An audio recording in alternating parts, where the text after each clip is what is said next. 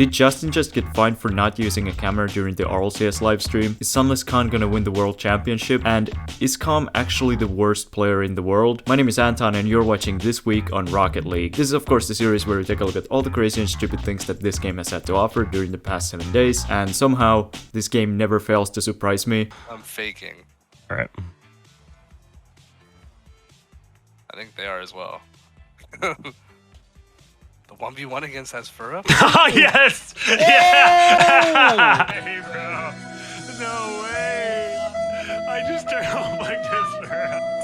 But besides ending Asfura's career in the RL scene, Sunless Khan announced the launch of his very own esports org, Rule 1, this week, together with Sandrock Gaming's old CEO in Civic. I mean, this is really inspiring. It just goes to show that no matter how good you are at the game, all you have to do is get 563 million views on YouTube, start your own organization, and even you can make it to the RLCS. Sadly, Sunless won't be playing on the team himself, because he'd probably start making trivia game show videos in the middle of the match, and instead the org has signed KRN from Middle East and North Africa, who are currently sitting at second in the region's rankings, which is cool, but I think they should have signed 15 silvers with aimbot instead. But really cool to see a Rocket League creator start their own esports org, and I think we could use some more Rocket League themed org names like Team Wave Dash, Flip Reset Gaming, and getting a 30-day ban for D-ranking to play against 3-year-olds in a Silver 2 lobby, just so I can score a cool goal even though I could just do it in training.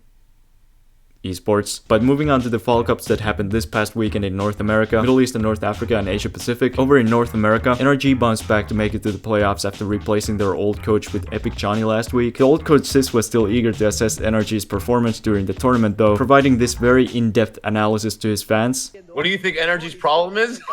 Not my problem!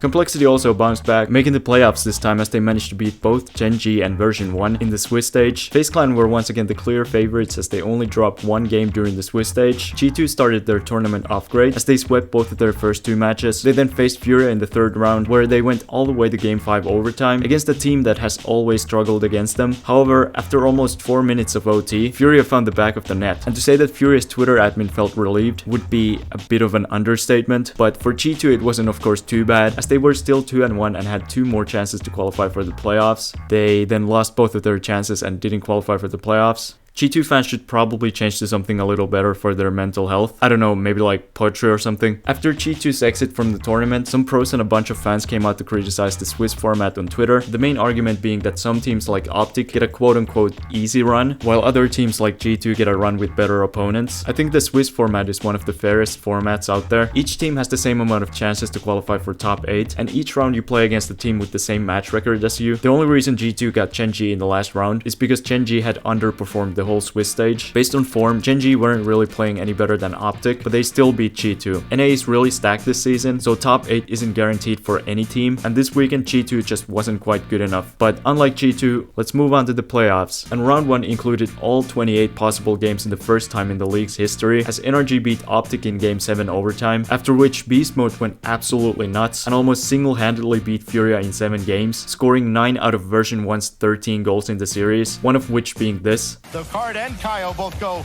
screaming to the backboard, and a chance now for Version 1 to press the advantage. Oh my gosh! Oh my gosh! Space Station then beat Complexity in Game 7 overtime as well, and in the last matchup of the day, Gen G pulled off the upset as they won 2 games in a row to beat FaZe Clan in Game 7. Moving on to the semifinals, where Calm broke Illusion's single game demolition record, as after 7 minutes of overtime in Game 3, he had gotten 20 demos against NRG. As per usual, Calm then got a ton of messages about how he's trash at the game, so he has to demo people. I mean, I don't know how it's so hard to understand that demos are a part of the game. Do they think it's a bug or something? If he's so bad, then how come they still won? Version 1 then won the series 4-1, ending on a whopping 49 demos, after which Version 1 celebrated the occasion on Twitter.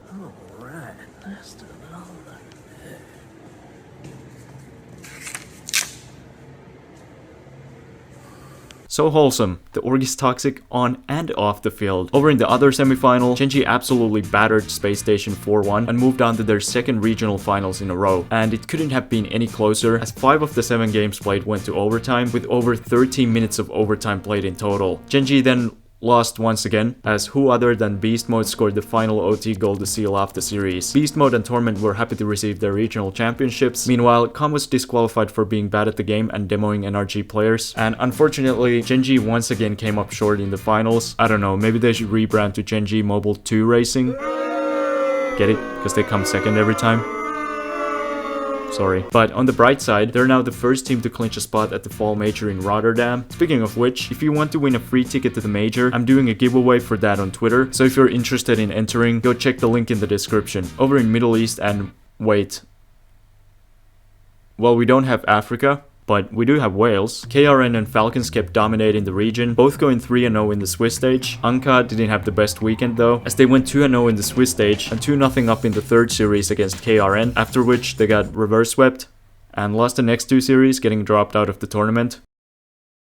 Whoops. In the playoffs, KRN were upset by Twisted Minds in the semifinals, who then went on to get destroyed by Falcons in the finals. In Asia Pacific, James Cheese once again wrecked absolutely everyone. Maybe Vitality should move to Asia. Then they could finally qualify for a major. But speaking of Vitality, let's take a look at how the EU regional has gone so far.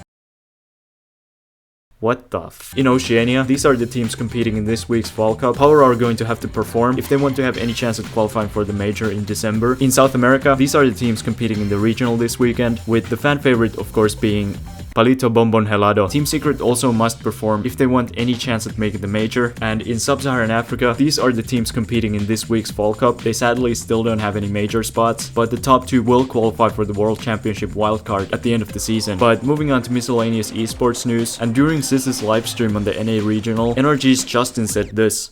Just wanted to inform you I'm getting fined for not using my camera. Thought you would like to know. No, Justin, please tell me you're capping. Being serious?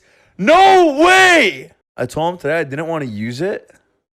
And yeah, I'm fined. However, Reddles commented on Reddit that players don't really get fined in Rocket League, and that unless something has changed, he doesn't believe it. Psyonix do ask the players to have their cameras on during live streams, but since it may give lag for some people, they have been pretty chill about it. I don't know, maybe it was a misunderstanding, maybe Justin's just trolling, and maybe he is getting fined. I would like to hear your guys' opinions in the comments. But now it's time for a clip of the week, sponsored by RL Exchange. Each week you guys submit your clips on the AntonTheKicker Discord. The top 5 are then voted on by the members, and thanks to today's sponsor RL Exchange, the price is 2,000 credits. So if you want to submit your own clips or influencer who makes the top 5 for one of these videos, you can do so on my Discord server, link in the description. But before we reveal the top 5, let's look at some honorable mentions. Dupik wasn't having the best day in a 2v2 match the other day. Can I? Alright mate, so next time, you go over the thing. Tristan from Orion Esports in Sub-Saharan Africa got this clip against Team Espionage. samaelblack flicked the opponent's whole team in a 3v3 match. Misty scored probably the longest pre-jump I've ever seen. Mulvan scored this wall read straight off the kickoff in a 2v2. But now it's time to reveal the top 5. Like mentioned before, these were voted by the Discord members. And this week we have not only one, but 2 clips from Mulvan as he scored this double flip reset in a 2s match. TurtleKidYT scored this insane midfield wall read to the top left corner in a 2v2 match. Vile got this insanely lucky, 1000 IQ dunk in a hoops match. Carlitos got this musty psycho in training. And last but not least, Nushiiro destroyed his opponents in a 2v2 match. And that's the top 5. As always, there will be a YouTube poll on the channel, and thanks to today's sponsor RL Exchange, the price is 2,000 credits. RL Exchange is a great place to get cheap Rocket League items with fast delivery, with 95% of the items delivered within 24 hours. They have a great reputation with a 4.9 rating on Trustpilot with over 7,200 excellent reviews. And if you don't want to spend your money, they have daily giveaways and a section where you can complete tasks to get free items as well. But if you do end up spending money, you can use the code Anton to get a 3% discount on your order. It's a great way to save money, and doing it would really help out the channel as well. But that's it for this week's episode. Hope you enjoyed it, and I'm back with the face cam because I forgot to charge my camera, but you already know what's up. So I have 25.8 thousand subscribers, and this week Lewis Baxter wants us to do Northern Ireland because they have a lot of leprechauns there. I'm gonna go on Google Maps, and if I don't see any leprechauns, I'm gonna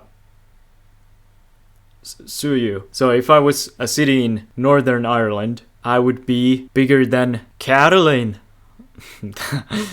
That was the worst accent. If I don't see a leprechaun, then you're never allowed to watch my channel again. I'm sorry, the rules are the rules. What a nice place.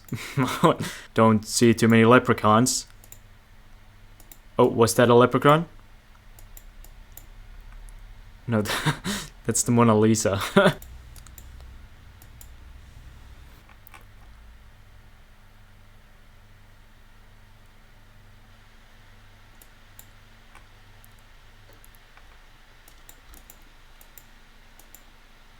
Well, I couldn't find any leprechauns. My day is ruined.